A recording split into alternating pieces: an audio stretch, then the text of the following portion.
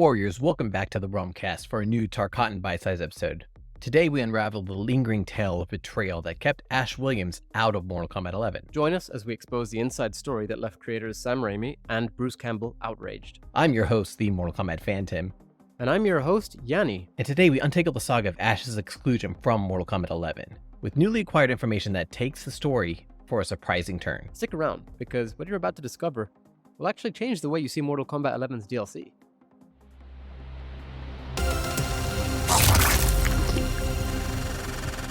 Welcome back, Warriors, to another revealing episode of the Realm Kast. Today we plunge even deeper into the enigma surrounding Ash Williams, and the intricate web of rights issues that barred him from entering the Mortal Kombat realm. Brace yourselves for an exploration of the complete rights saga that kept Ash out of MK. When we last delved into this topic, we uncovered the behind-the-scenes drama that unfolded due to a marketing email. Today, armed with new information on the topic, we completely unravel the rights issues surrounding Ash Williams from Army of Darkness to Evil Dead, and his apparent inclusion turned exclusion from Mortal Kombat 11. To truly understand the intricate rights landscape surrounding Ash Williams and the saga leading to Mortal Kombat 11, we need to rewind to the roots of Evil Dead 2 and delve into the complex web of ownership that shapes the destiny of this iconic character. Sam Raimi, the creative force behind the Evil Dead universe, initially envisioned Evil Dead 2 as the direct continuation of the series. His original concept for Evil Dead 2 later came to life as the movie Army of Darkness. However, the path from conceptualization to realization encountered significant hurdles. Securing the necessary funding for this ambitious project presented a formidable challenge for Raimi. In a twist of fate, Stephen King emerged as a guardian angel, stepping in to persuade Dino De Laurenti to finance the film. Now, here's where the spiderweb of conflicting rights actually begins. Sam Raimi, despite being the creative force behind the original The Evil Dead, didn't technically own the rights to his own film.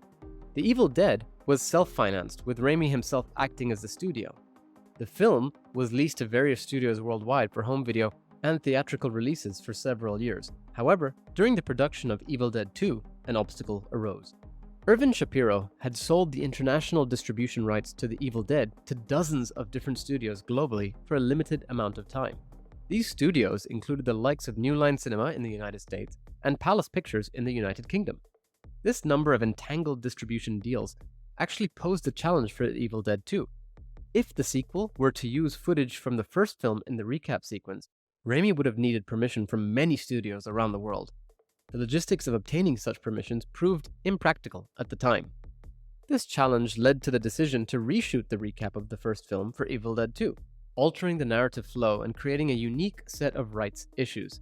However, over the years, all the rights for The Evil Dead reverted back to Raimi, and by the late 90s or early 2000s, he completely owned the Evil Dead rights again.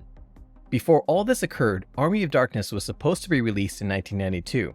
At the time of its actual release, the rights were split between Universal Pictures, owning the film in North America, and MGM, owning the film in other countries outside of North America. However, two significant roadblocks emerged. First, Universal didn't own Evil Dead 1 or 2, and thus didn't want to advertise Army of Darkness as a sequel.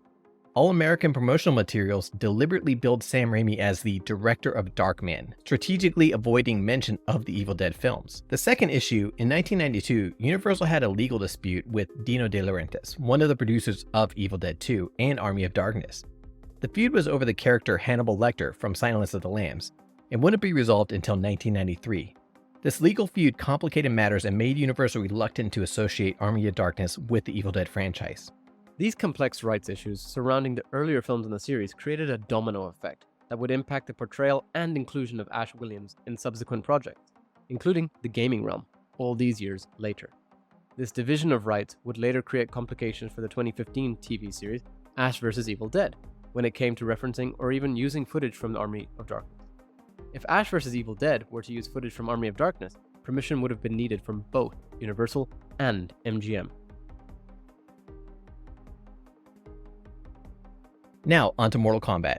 Let's delve even deeper into the dramatic turn of events surrounding the marketing email on March 25th, 2020, and how it became a pivotal moment in the Ash Williams saga, altering the course of his potential inclusion in Mortal Kombat 11 and any other video game for that matter. Our previous video on this topic actually explains in great detail what happened on that day, but to summarize, On May 6, 2019, Bruce Campbell posted a tweet of himself having performed a fatality on quote-unquote internet rumor about Ash being DLC in MK11. Despite this, on June 1st, 2019, the official Mortal Kombat channels released a reveal trailer for the, at the time, upcoming First Combat Pack, which featured 2 teased unconfirmed guests, including the sound of a chainsaw. Bruce Campbell quote retweeted the post on Twitter, stating, "Boy, looks like a swell game, I'll have to check it out." March 25th, 2020, a day that sent yet another shockwave through the Mortal Kombat community. A marketing email stirred up further speculation about Ash Williams becoming a DLC character in Mortal Kombat 11. The email was sent to individuals on the Mortal Kombat mailing list. Upon closer examination of the email, fans quickly noticed the fine print at the bottom, which contained copyright and marketing rights information. It explicitly stated that the Ash character from the Army of Darkness was licensed from Metro-Goldwyn-Mayer Studios Incorporated.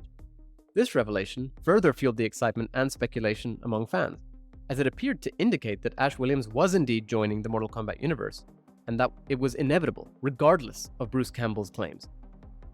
You can find a link in the description of this video to our previous episode and part 1, which goes into much greater detail on the history of the Ash Williams trailer appearance and the email. Needless to say, anticipation among fans reached a fever pitch as rumors and leaks circulated, promising an iconic crossover between the brutal world of Mortal Kombat and the chainsaw-wielding hero from the Evil Dead franchise.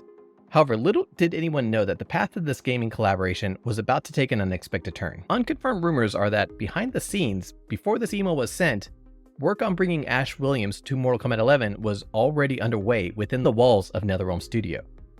The marketing email that was released appears to have been due to rights actually having been negotiated between MGM and WB, giving WB the ability to use Ash Williams. Or so was thought.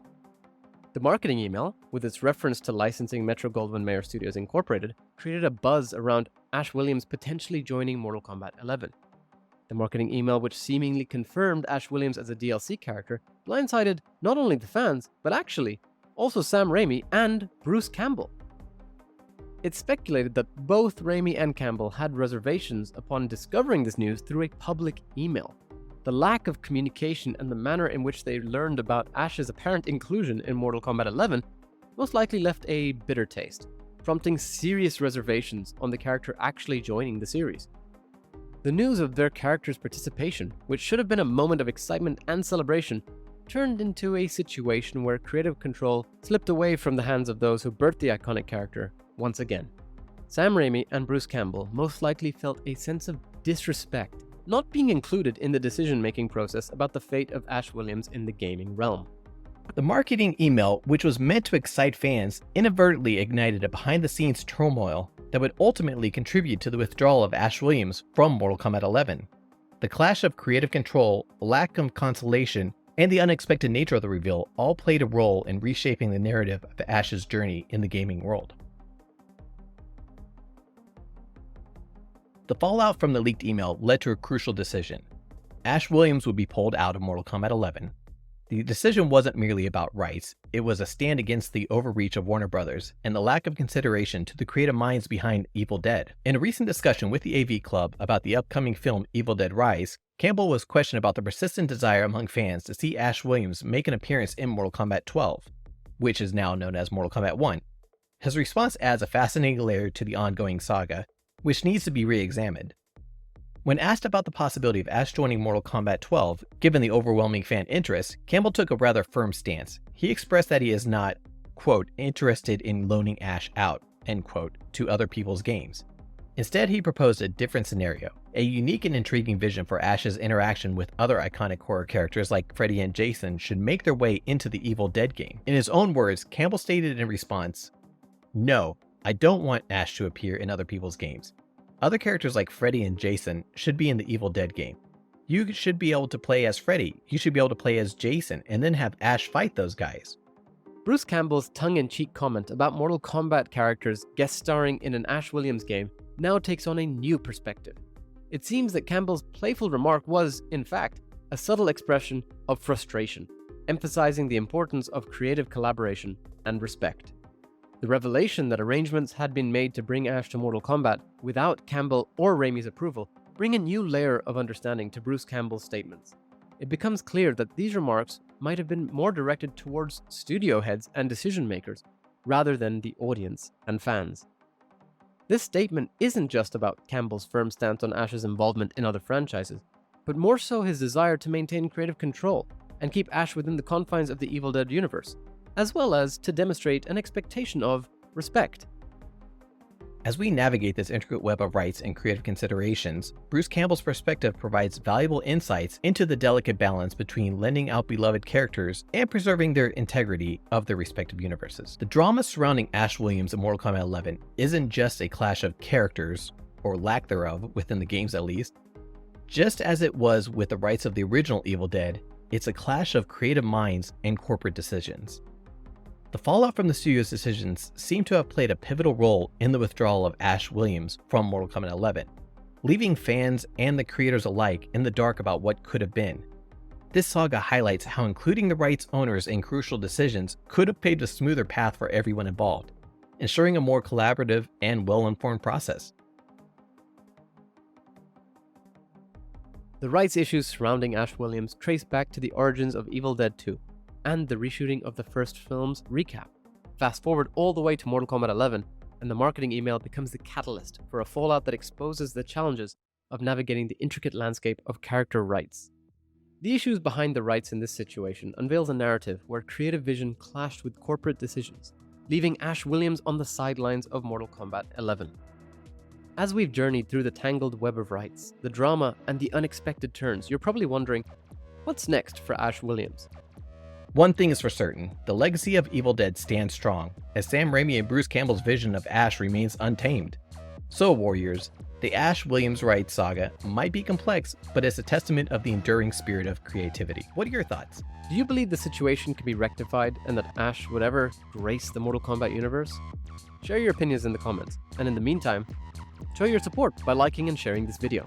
If you haven't subscribed yet, hit that subscribe button for monthly episodes of the Realm Kast podcast, live streams, and other deep dives like this, packed with engaging guests and diverse topics. Whether you're a fan of the 2D era, the movies, or Mortal Kombat 1, there's something for every Mortal Kombat fan. Until next time, remember, every warrior has a story and every saga a lesson.